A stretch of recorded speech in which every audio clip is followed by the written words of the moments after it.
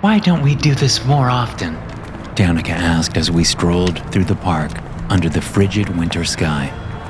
Because I'm freezing my tuchus off, I said, arm outstretched as our black and tan German pinscher struggled against the leash. A squirrel taunted her from a nearby tree, and I could feel her vibrating with the killing instinct through the leash. I'm serious, Danica said, grabbing my left elbow and leaning her head against my shoulder as we walked. So am I. I'm too cold for this. I want to do this more often, Danica said.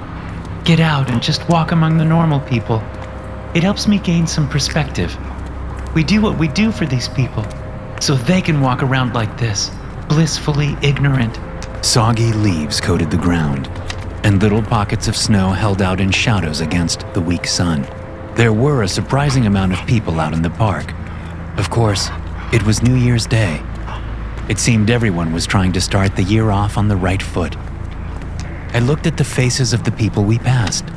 Most of them were in their own little worlds. I knew Danica was right, but it wasn't the only reason we did what we did. At least, it wasn't my only reason. Mostly, I did it because I could never live a boring life, even if doing so meant I would live a long life. I was perfectly okay with living a short, exciting one. It was worlds better than a long, boring one. We passed the taunting squirrel, and Coda reluctantly walked on, her floppy ears up and the hair along her spine still raised. Okay, I said finally. We'll do this more often, but we'll have to take turns with Coda. My shoulder can't take too much of her pulling. Danica reached up and kissed me on the cheek. You're sweet, but that's not going to happen. She never listens to me. You're stuck with her. And me. I shrugged, smiling. Could be worse. We walked on through the chilly morning for several long moments before we heard the screaming. Coda heard it long before either of us, but I figured she had just heard another dog off in the distance, or, God forbid, another squirrel. She slowed and looked off to our left, at the canyons created by the tall buildings lining Central Park. At my urging, she kept going, but she kept her attention that way, looking towards 70th Street as we came abreast of it. Then, as if the screams had been funneled down the man-made canyon, Danica and I heard them. We both stopped walking and I looked that way. I could just barely see through the tangled, leafless branches that stood between us and Fifth Avenue, which ran parallel to the path we were on. Through the branches, I could see down 70th Street, but not far enough to discern what was going on. But it sounded bad, whatever it was. Dozens of people were screaming, men and women. Then there came an immense crashing sound, so powerful it caused the ground to shake. Off in the distance, maybe 3 blocks away down 70th, a huge puff of gray dust erupted. My first thought wasn't a terrorist attack. I'd seen way too much weird shit for my mind to go there first. My first thought was something far worse.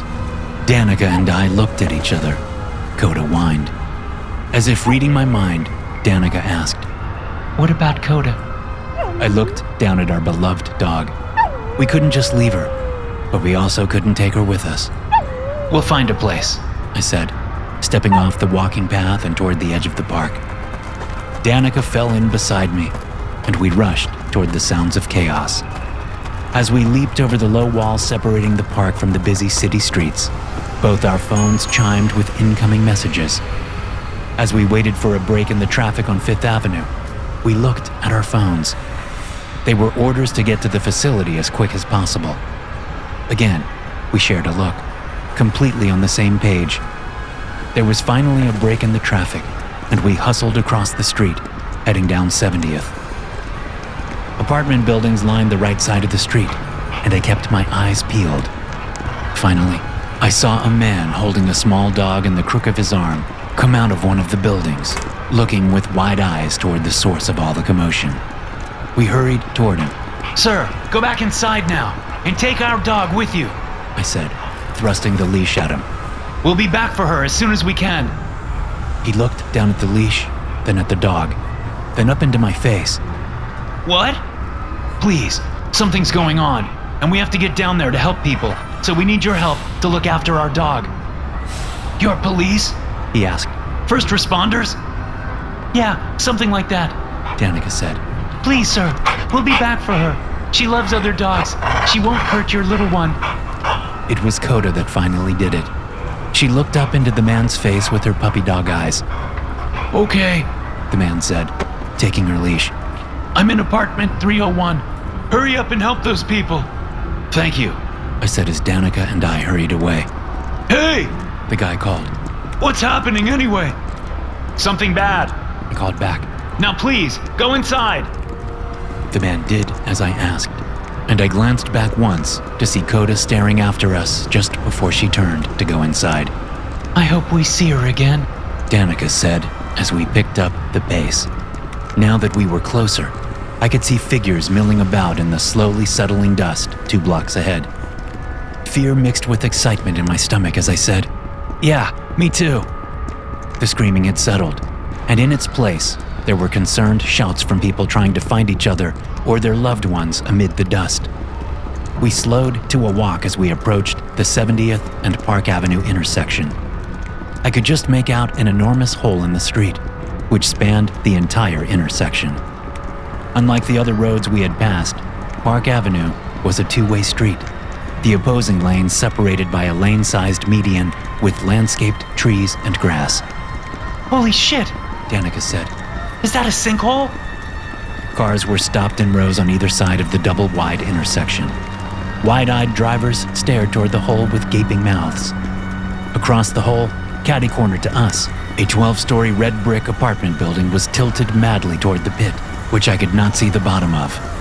I wasn't sure if that was because of the still settling dust, or if the bottom was too far to see. A great groaning sound filled the air, like a stone giant awakening from a deep slumber, as the ground underneath the corner of the red brick building fell away. The building cracked and snapped as it tilted unsteadily toward the hole. Danica and I moved back on instinct as the structure fell toward us into the hole. The pit was more than wide enough to swallow the considerable structure, and that's just what it did. The ground shook, and a sound like a dozen small bombs going off erupted as the building smashed down into the bottom of the pit. More dust shot up, causing us to cough and pull our scarves up over our mouths. Suddenly, I was grateful for the frigid temperature. Otherwise, I might not have had such a handy piece of cloth to tie around my head. Do you think this is why they're calling us in? Danica asked. A sinkhole?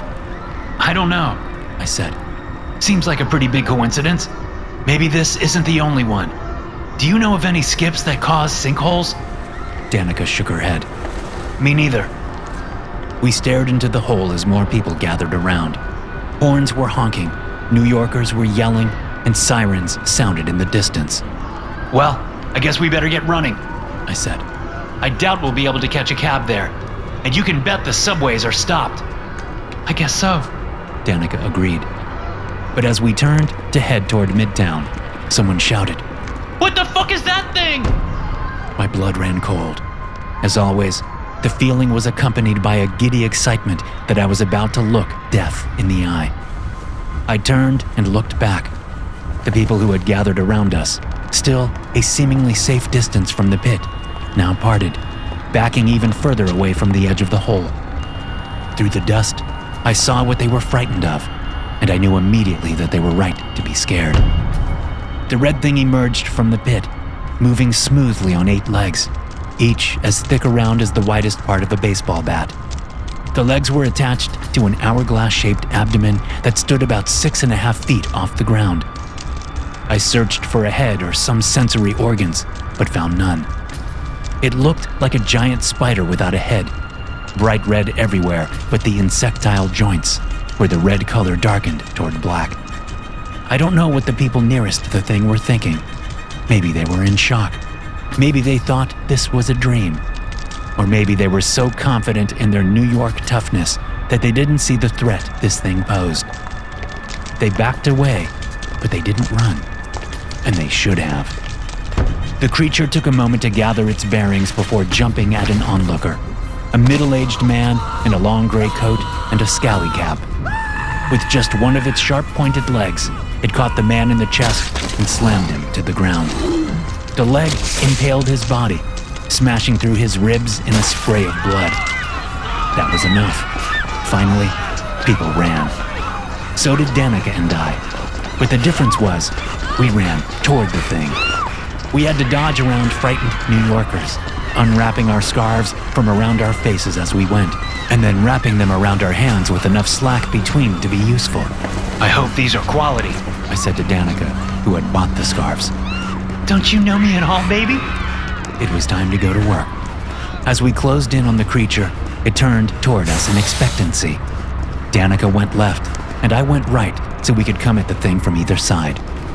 It reared up on 4 back legs as we attacked.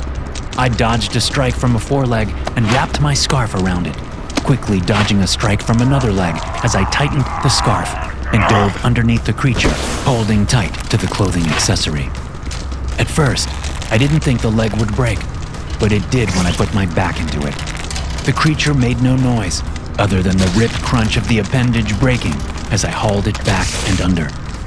Danica did something similar with the other foreleg, but she was more agile than me, so she jumped up onto the creature's back, yanking the leg with her and breaking it with more ease than I had managed. The creature shot another leg at me, and I dodged away, but the sharp tip sliced through the outside of my left thigh.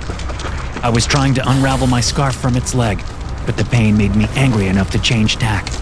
I saw Danica roll off the creature and dodge away from a blow, so I abandoned my scarf and stood up to my full height with my hands up on the bottom of the creature's abdomen. I lifted it off the ground and pumped my legs, running toward the hole, which was only a couple of steps away. Just as the thing jammed 2 of its legs toward me, one from either side, I threw the thing as hard as I could back into the hole. It fell into the pit, disappearing into the darkness below. I bent over, huffing from the effort and inspecting the wound to my leg. It wasn't pretty. I would need stitches. Danica appeared next to me, bending down and wrapping her scarf around my thigh to staunch the bleeding. Are you proud of yourself? She asked. I mean, it worked, didn't it? Maybe, but it was stupid and reckless. Your anger is still getting the better of you. I shrugged. It works until it doesn't. She sighed. Well, let's hope it doesn't come back up. I saw movement in the hole and said, What? Technically, it isn't coming back up, but I think it has a bunch of brothers and sisters. Danica finished tying the scarf, stood up and looked down into the hole to see what I was seeing. Dozens of the creatures were scuttling up the sides of the hole toward us. Okay, I think we should run, Danica said. What about you? Yeah, I said. But my leg, can you carry me? She shook her head. I hate you sometimes. I grinned and we took off, me limping and Danica slowing her easy stride so she wouldn't leave me in the dust. Behind us, the creatures poured in all directions out of the hole. It was a straight shot down Park Avenue to Grand Central, and we were lucky enough to come across a crashed but still usable motorcycle. The better rider, Danica drove while I held onto her, smiling madly as the icy wind whipped through my hair and burned my cheeks. There were more sinkholes in the city, although we didn't see any on our trek down Park Avenue. We did see more of those strange, headless spiders. Lots more. They crawled on the side of buildings, breaking through windows and invading offices and apartments alike. There had to be more, and I wondered whether New York was the only city under attack. I didn't think it likely. At one point, I pulled my phone out to call my boss, telling him why we'd been held up, but I saw I had no service. That certainly wasn't a good sign. People ran and screamed and looted. I lost count of the number of car crashes we saw. We narrowly escaped a couple of limb-tearing impacts ourselves, thanks to Danica's expert handling of the crotch rocket we'd commandeered. By the time we reached Grand Central, it seemed chaos had engulfed the entire island of Manhattan. We ditched the bike outside and ran through the station, where people were crouched, hiding out, hoping whatever was happening outside didn't spill in. But soon after we got inside, the creatures started coming in. They crashed through the doors and into the cavernous station, attacking people under the massive domed ceiling, splashing blood on the pink marble floor tiles. Police officers engaged them, shooting with their handguns, doing what they could. I hesitated, wanting to turn back and help, but knowing that the best thing we could do was get down to the Foundation. They would have a plan in order, and maybe weapons that would be more effective than handguns against the arachnid cousin creatures. So we kept going. Down a hallway, past some bathrooms and a janitor's closet. Then we came to an unmarked door with a keypad beside it. Danica entered her code, and the door unlocked. As we stepped through, I turned and saw a creature scurrying down the hallway toward us. No, not just one creature, several, moving with a purpose. We slammed the door behind us and ran down the short corridor, soon coming to an elevator. As Danica punched in another code to get the doors open, I heard the door we'd just come through crashing in. We stepped inside the elevator and looked up so our retinas could be scanned to verify our identities. With that done, the elevator started its descent. Do you think they know? I asked. Or were they just following the humans? Danica swallowed loudly. There were plenty of humans to target out there. I think they know. I think they're coming for the Foundation. As we reached the bottom, the only floor the elevator went to, we heard a great crashing sound from up above. And as we stepped off the elevator into a lobby filled with armed security guards, something fell into the top of the elevator with a thud. Come on, come on! One of the security guards, a man named Agarwal, shouted at us. The other officers stared at the elevator behind us, weapons up. We ran through the gap they'd made and turned the corner, running down the hall to the command room. Stepping into the room, we got a much better idea of how serious this was. The command room featured a wall of television screens on one side and a wall of weapons on another. Rows of desks with computers and phones and radios were occupied by men and women making and receiving calls from other Foundation sites around the world. On the screens, we saw news footage and shaky phone footage from all corners of the globe. My blood turned to ice again, but this time there was no giddy excitement. There was only pure dread. Earth was under attack, and we were losing. Helicopter footage from Tokyo caught my eye. It was like looking at an anthill. The streets of the Japanese city had turned red with the creatures. Like massive rivers of blood, they spread out through the city, killing anyone in their way. I focused on another screen, seeing the elevator lobby where all the security guards were waiting. Nothing had happened yet. The elevator doors were closed. Site Director Fortner saw us come in and walked toward us from his spot at a semicircular desk under the wall of screens. He had a bum leg and walked with a cane. Danica and I rushed toward him. Arm yourselves and then go downstairs to the archives room on sublevel 6. You two are going to be our last line of defense. There are 2 researchers down there. One of them thinks they know a way to stop it, but they have to find the document first. Document? I asked. What document? Fortner swiped a palm over his bald dome. According to researcher Grogan from the Mythology and Folkloristics Department, it details an artifact found by the Foundation nearly 100 years ago. It wasn't deemed relevant at the time, and was eventually sent here for digitalization. Apparently, no one ever got around to putting it on our servers. So if it's the right thing, and if it works, we'll need to get it onto our servers so all the other sites can access it. And if it's not? Danica asked. If it's just a useless piece of paper for another skip, what then? Fortner grimaced, looking like a twice-dead skeleton. Then we try something else. Or hope someone from another site figures out what the hell we're dealing with. Great, I said. We're on it. Danica and I each grabbed a rifle from the weapons wall, along with extra mags. We strapped sidearms on and then left the room. Fortner watched us go and said, I've already sent whoever I can spare down there, but it's not many. You'll have to make do. A hail of gunfire sounded from down the hall, from the lobby. We stopped at the door, glancing back at the screen showing the lobby. All work stopped in the command room as every pair of eyes fixed on that screen. The creatures had breached the elevator doors. They were coming. Go! Fortner yelled at us. We went, the sound of gunfire and screams chasing us down the hall to the stairwell door. Several security officers were situated outside the archives room. They had flipped some flimsy tables on their sides and were now crouched behind them, rifles pointing over the top. "What's going on up there?" one of them asked as we came around the corner.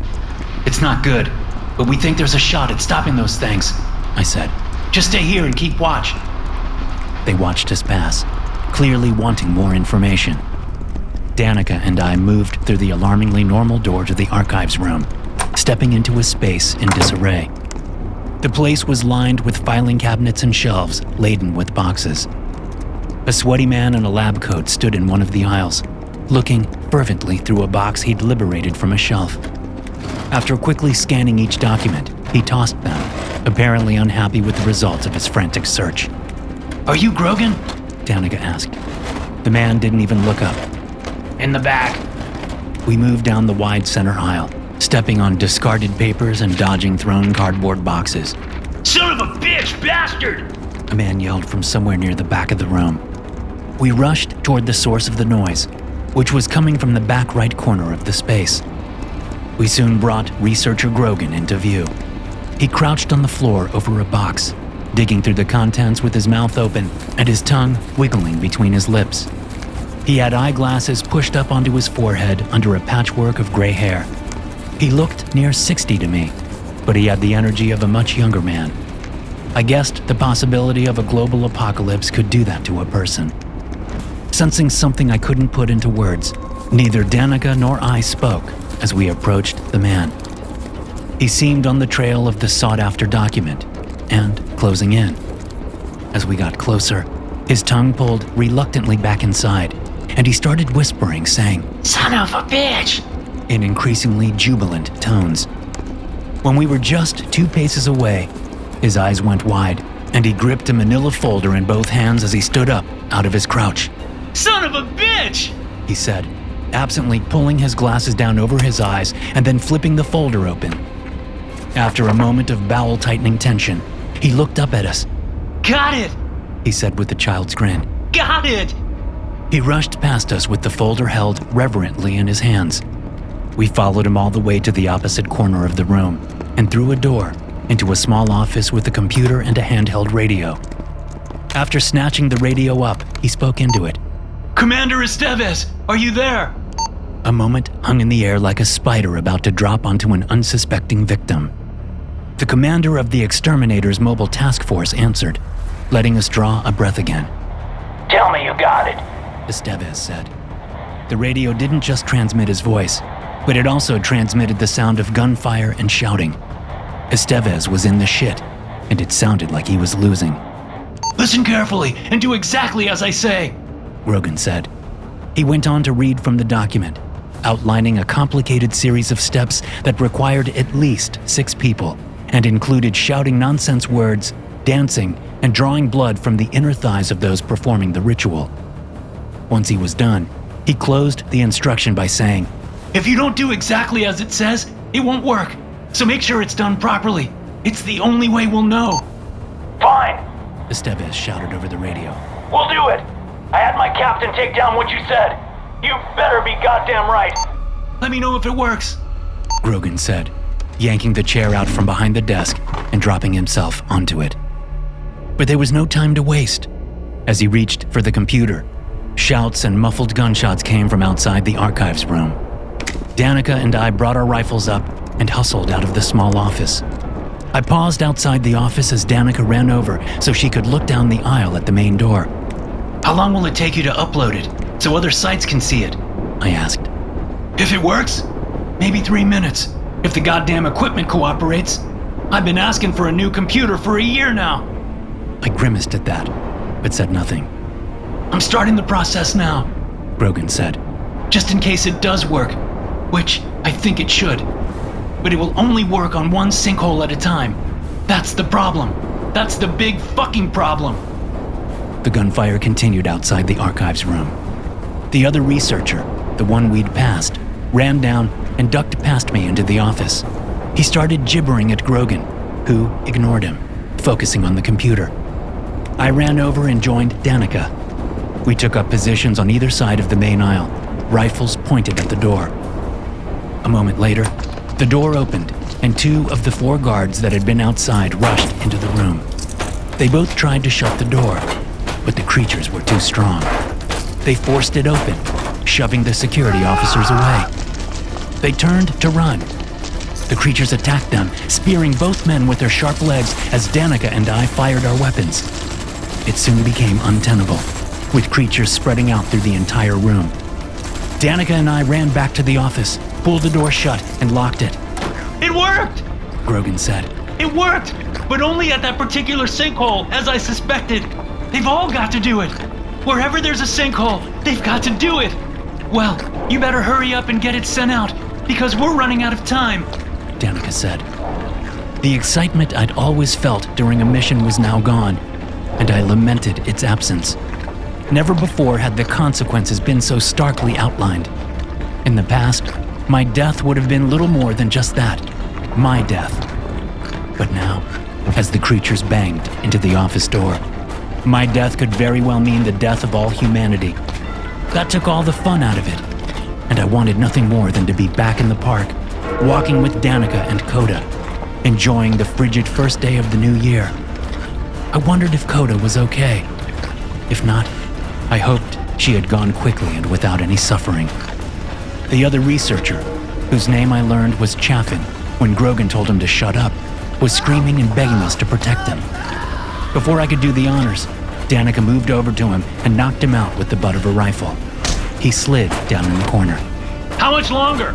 I yelled over the sound of the creatures trying, and slowly succeeding, to break the door down. I've scanned it in! Grogan yelled. I just need to sign into the secure server and upload the file! The top left corner of the metal door folded inward, a creature's leg poking through. Danica shot at it, and the creature retreated, but another one soon took its place. Shooting at their limbs would only waste ammo, so Danica declined to fire again. She looked into my eyes. I smiled and winked at her, not wanting her to be afraid. She scowled at first, then managed a weak smile. Won't Commander Estevez be able to disseminate the ritual to others? I asked Grogan. The man's fingers flew across the keyboard as he answered with a shake of the head. Not unless we get the internet or the phone towers back up. They're currently down. These things know what the hell they're doing. So the only way to communicate with our Foundation sites across the world is through our internal communications network, which is still up. For now. Maybe he can get someone with a ham radio? It would be too slow, Grogan said. Hell, I don't even know how many sites are still left at this point. Even this may be too little too late. Well, I was just hoping we wouldn't be humanity's last best hope, I said. Grogan laughed without humor. The door finally gave way, and the creatures crowded the doorway. Danica and I fired our rifles, trying to stack enough corpses in the doorway to give us some more time. Reloading! I shouted when my mag ran out. The creatures were smart enough to pull their dead brethren back out of the way to get through. I knew our plan wasn't going to work. Danica fired, the sound of gunshots becoming all I could hear. As I exchanged magazines, I looked over my shoulder at the computer screen.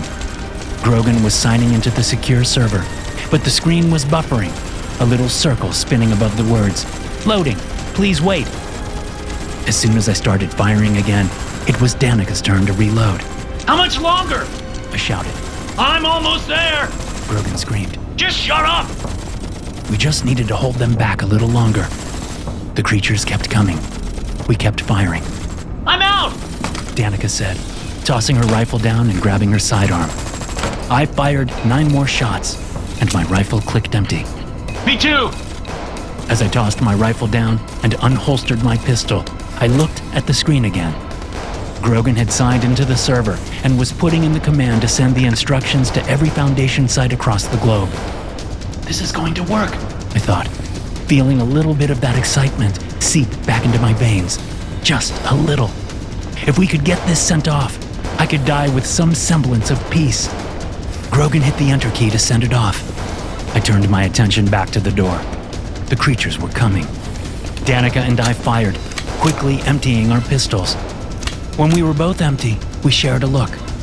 I smiled again. The creatures were pulling their dead back again, but we only had seconds left to live. Oh, you've got to be fucking kidding me! Brogan said. I looked over at the computer again. A single message occupied the screen. Error. Request timed out. I looked up just as a new wave of creatures poured into the room. SCP-7420 began at 8:43 Eastern Standard Time on January 1st, 2025, when several sinkholes ranging from 8 feet to over 1,000 feet in diameter began forming around the world in major population centers. Thousands of anomalous entities soon emerged from all sinkholes formed during SCP-7420, causing worldwide panic and disarray. These entities, designated SCP-7420-A instances, are variable in appearance, though are typically red in coloration, are slightly larger than an average human, and are 8-legged. Instances possess no heads or notable structures besides legs and abdomens, and vaguely resemble large spiders. Instances are hostile to humans and have been shown to attack on sight with intense force, often resulting in fatality for the victim. To hear more stories like this, be sure to hit subscribe and turn notifications on. I'll see you in the next one.